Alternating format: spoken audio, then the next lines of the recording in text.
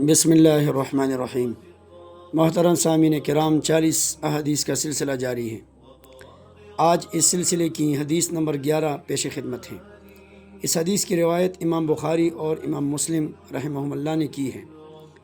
نبی کریم صلی اللہ علیہ وسلم نے فرمایا، اذا لم تستحی فاصنع ما شئت، جب تم حیا نہ کرو تو جو چاہے کرو، یعنی جس بندے میں حیا نہ رہے تو پھر ہر برائی کو کرنا اس کے لیے آسان ہوتا ہے۔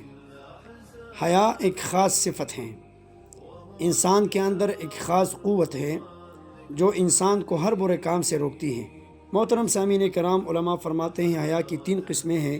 ایک ہے حیا من اللہ، اللہ سے حیا کرنا، دوسرا حیا من الناس، لوگوں سے حیا کرنا، اور تیسرا حیا من النفس، اپنے نفس سے حیا کرنا۔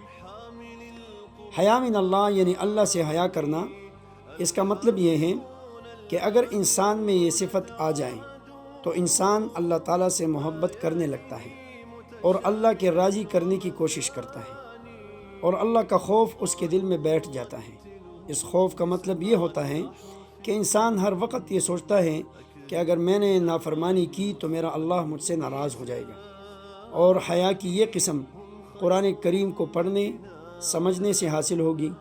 جتنا ہمارا قرآن کریم سے تعلق ہوگا اتنا ہی اللہ کی پہچان ہوگی، اور جتنی اللہ کی پہچان اتنی ہی ہمیں حیا من اللہ کی صفت نصیب ہوگی۔ دوسری قسم حیا من الناس، اس کا مطلب یہ ہے کہ لوگوں سے حیا کرنا، یعنی انسان جس سماج اور معاشرے میں زندگی بسر کرتا ہے اس کے تہذیبی اور اخلاقی اصولوں کی پابندی کرنا۔ تیسری قسم حیا من النفس، حیا من النفس کا مطلب یہ ہے کہ انسان اپنے آپ کو اپنی نظروں میں بھی نہ گرائے۔ اگر یہ کیفیت انسان کے اندر پیدا ہو جائے تو پھر انسان چاہے 7 پردوں کے اندر ہی کیوں نہ بیٹھا ہو، یہ کبھی بھی حرام اور بے حیائی کا ارتکاب نہیں کرتا۔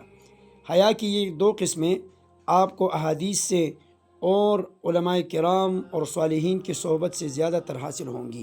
اللہ عمل کرنے کی توفیق عطا فرمائے۔